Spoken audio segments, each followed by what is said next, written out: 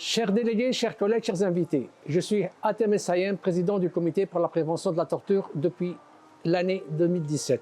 C'est avec une grande émotion que nous commémorons aujourd'hui le 20e anniversaire du comité pour la prévention de la torture en Afrique et le 40e anniversaire de la Convention des Nations Unies contre la torture et les autres peines ou traitements cruels, inhumains ou dégradants, l'UNCAT.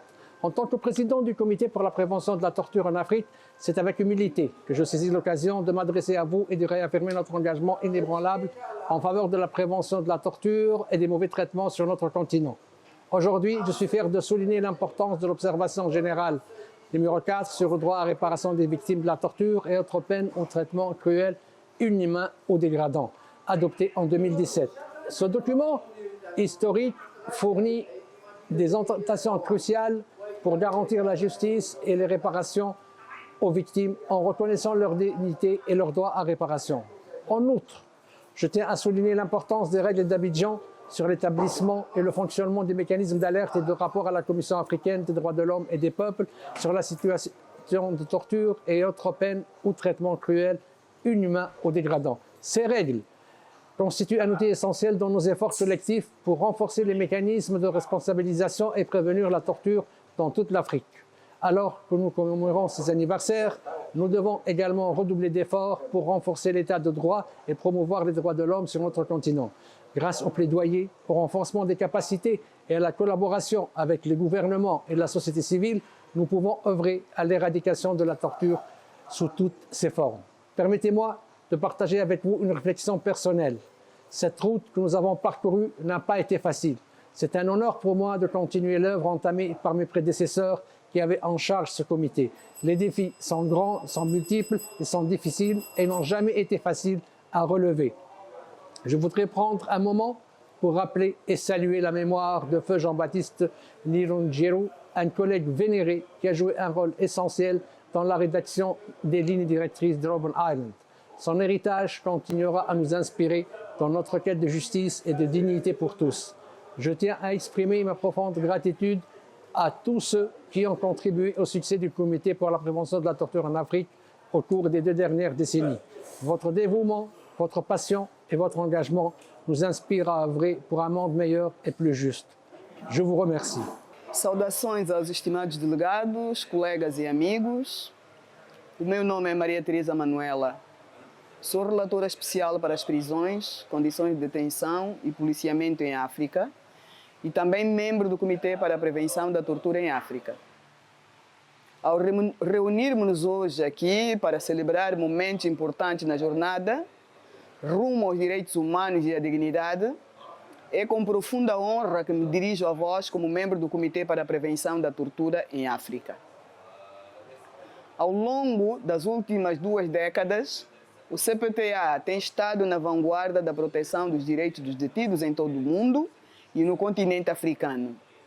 Através do seu empenhamento inabalável na prevenção da tortura e na garantia de condições de detenção humanas, o CPTA tem desempenhado um papel essencial na promoção de uma cultura de respeito pelos direitos humanos nos sistemas prisionais. Do mesmo modo, a Convenção contra a Tortura é um farol de esperança e justiça, servindo de norma universal contra a tortura e outras formas de maus tratos. Durante 4 décadas, proporcionou um quadro para os Estados cumprirem as suas obrigações e responsabilizarem os autores de atos de tortura. No entanto, apesar dos progressos registrados, temos de reconhecer que ainda há muito a fazer. Demasiadas pessoas em África continuam a sofrer tratamento desumano nos centros de detenção, desde a sobrelotação aos cuidados de saúde inadequados, da violência à falta de acesso à representação legal. Os desafios são muito e complexos. Como relatora especial para as prisões e condições de detenção e policiamento em África, estou empenhada em trabalhar incansavelmente com os governos, as organizações da sociedade civil e os parceiros internacionais para resolver estas questões prementes. Temos de trabalhar no sentido da plena aplicação das diretrizes de Robben Island e de outros instrumentos relevantes, garantindo que todas as pessoas privadas de liberdade sejam tratadas com dignidade e respeito. Além disso, temos de redobrar os nossos esforços para erradicar a tortura em todas as suas formas e responsabilizar os seus atores. Isto exige não só uma reforma legislativa, mas também uma mudança nas atitudes sociais no sentido de uma tolerância zero em relação à tortura e aos maus tratos. Em conclusão, reafirmemos o nosso empenhamento na nobre causa da promoção e proteção dos direitos de todos os indivíduos, incluindo os que se encontram em situação de detenção. Juntos podemos construir um futuro em que todas as pessoas sejam tratadas com dignidade e sem exceção. Muito obrigada. Bonjour, je m'appelle Idrissa Sow. Je suis président du groupe de travail sur la peine de mort, les exécutions extrajudiciaires, sommaires ou arbitraires et les disparitions forcées en Afrique. Je suis également vice-président du comité pour la prévention de la torture en Afrique. C'est pour moi un profond honneur de m'adresser à vous en cette occasion mémorable. Aujourd'hui, alors que nous célébrons le 20e anniversaire du comité pour la prévention de la torture en Afrique et le 40e anniversaire de la Convention des Nations Unies contre la torture et autres peines ou traitements cruels, inhumains ou dégradants, c'est pour nous une grande opportunité de jeter un regard sur les étapes franchies et d'exprimer par la même occasion notre engagement renouvelé à relever les défis dans la noble cause de l'éradication de la torture sous toutes ses formes. Des progrès significatifs ont été réalisés dans nos efforts pour lutter contre la torture et défendre les droits de l'homme. Nous avons noté la mise en place de mécanismes nationaux de prévention dans plusieurs États africains, assurant une surveillance cruciale des lieux de détention et renforçant ainsi les mécanismes de responsabilisation.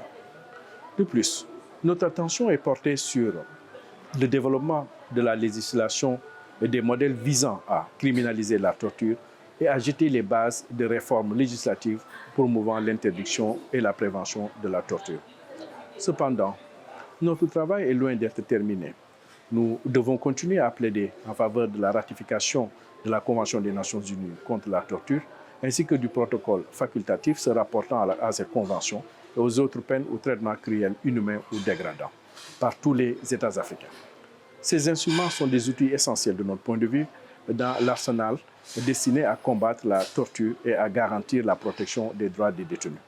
De plus, la mise en œuvre des instruments de soft law relatifs à la torture, tels que les lignes directrices de Robben Island, reste pour nous une grande priorité. Nous sommes convaincus qu'en travaillant en étroite collaboration avec les États et les organisations de la société civile, nous pouvons promouvoir l'incorporation de ces lignes directrices dans la législation nationale et les pratiques en renforçant ainsi les protections qui sont dues aux détenus et en prévenant la torture. En regardant vers l'avenir, notre comité est résolument engagé à jouer un rôle de leader dans la lutte contre la torture. Cela implique des engagements plus étroits avec les États et les organisations de la société civile pour garantir que les voix des victimes soient entendues et que leurs droits soient respectés. En favorisant le dialogue et la coopération, nous pouvons développer des stratégies innovantes pour relever les défis émergents et promouvoir la responsabilité des auteurs de torture. Je vous remercie pour votre aimable attention. Congratulations and happy birthday to the Committee for the Prevention of Torture in Africa, the CPTA, on the occasion of its 20th anniversary. My name is Barbara Bernat. I'm the Secretary General of the Association for the Prevention of Torture, APT, an international non-governmental human rights organization based in Geneva, Switzerland, working worldwide to prevent torture. And we were closely associated to the CPTA from the beginning. Let me mention here 3 highlights. First, cooperation. It started back when the APT proposed to the African Commission at its 28th ordinary session to organize a joint workshop for the effective implementation of Article 5 of the African Charter on Human Rights, prohibiting all forms of torture and ill treatment. This workshop took place in February 2002 in Robben Island, and it drafted concrete guidelines on the prohibition and prevention of torture in Africa, the so-called Robben Island Guidelines. The guidelines were adopted by a resolution by the African Commission in 2002, This resolution also establishes a follow-up committee to support their implementation, composed of commissioners, the APT, and experts. It met for the first time in 2004 and was later renamed the CPTA. But behind institutions, there are persons. And my second highlight is paying tribute to one person who played a key role in this journey, my former colleague and friend, Jean-Baptiste Nizurugero, who so sadly passed away last November. He was one of the drafters of the Robben Island Guidelines, and he was also in the first meeting of the CPTA and was a member until 2019 when he retired. And we are also celebrating his legacy here today.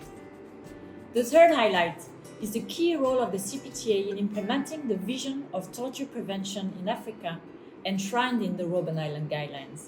For example, on the first hours of detention, it mentions the importance of basic safeguards such as access to lawyers, and these safeguards are now integrated in the principles on effective interviewing for investigations and information gathering known as the Mendes Principles. The CPTA has been a leading actor on the promotion of the Mendes Principles in Africa. Thanks to the CPTA, there is a standalone resolution adopted by the African Commission in 2022, welcoming the Mendes Principles and calling on states to implement them. And the CPTA is also now leading on the implementation of the Mendes Principles and is organizing the first sub-regional workshop to discuss the Mendes Principles with police officers of Southern Africa in June this year. Prevention of torture and ill treatment is an ongoing task, but also a shared responsibility.